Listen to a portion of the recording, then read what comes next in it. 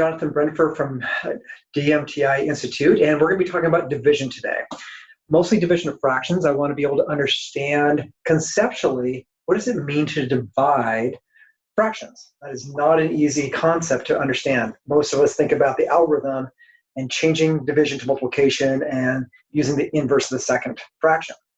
We're going to get to that later of why that actually works. But first of all, we're going to start with a whole number. Example.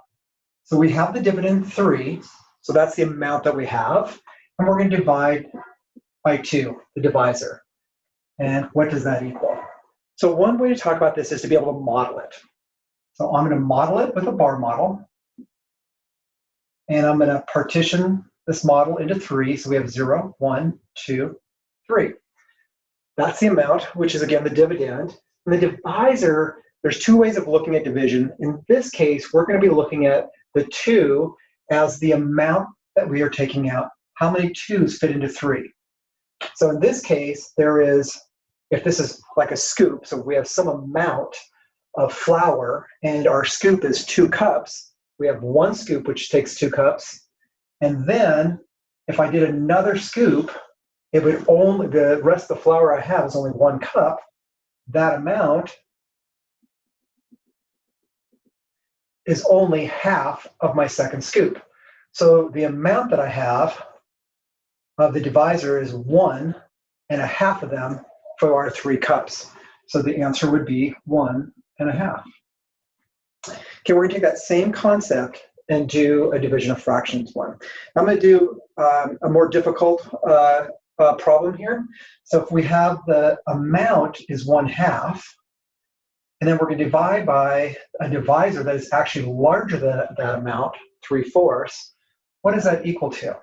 So again, we'll get to the algorithm later of why we change this to a multiplication and we change this to 4/3.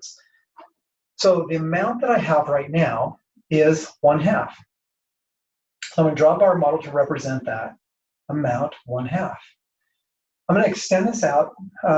Typically when we do fractions, we want to extend it out to the unit of 1 to represent 1 or 2 halves in this case. So it's equal to both those. Now my scoop is in force. So I'm going to look at here, I don't have force. So I'm going to partition my 1 into force. So I'm going to partition this amount here and here. And I get 0 force, 1/4, 2 force, 3 force, and 4 force.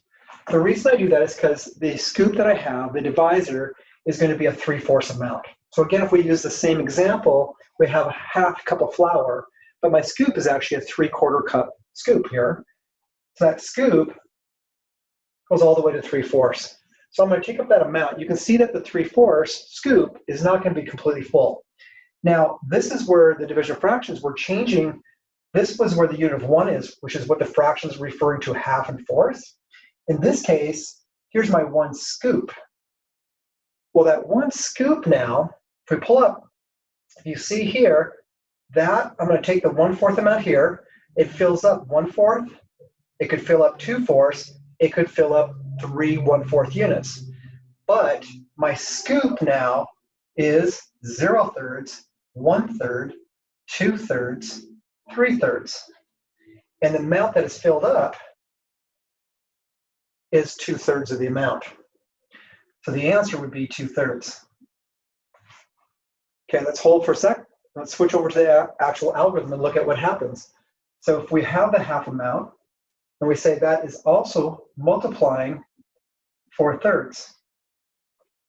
That is equal to 4/6, which is equal to 2/3. So we still get the same answer, but what we see here then is we've switched this amount to 6, which is really looking at each of these 1/2 amount. If we looked at this 1 scoop, we could also partition into 6. And then we have 1, 2, 3, 4, 6, or 2/3. So we still get the same amount. So what this example shows us is division of whole numbers, division of fractions. How do we look at it conceptually, and how does it actually match our algorithm? The point of mathematics is making sure that we understand what every digit, what every number actually means in the problem, so that we can conceptualize it, think about it spatially, proportionally, connect it to a context, and then understand the algorithm. All this makes sure that we have an incredible scheme of understanding what division is, division of whole numbers, division of fractions, which allows us to work with much larger numbers later on with not having misconceptions and errors later on. Thank you. Hopefully that was helpful.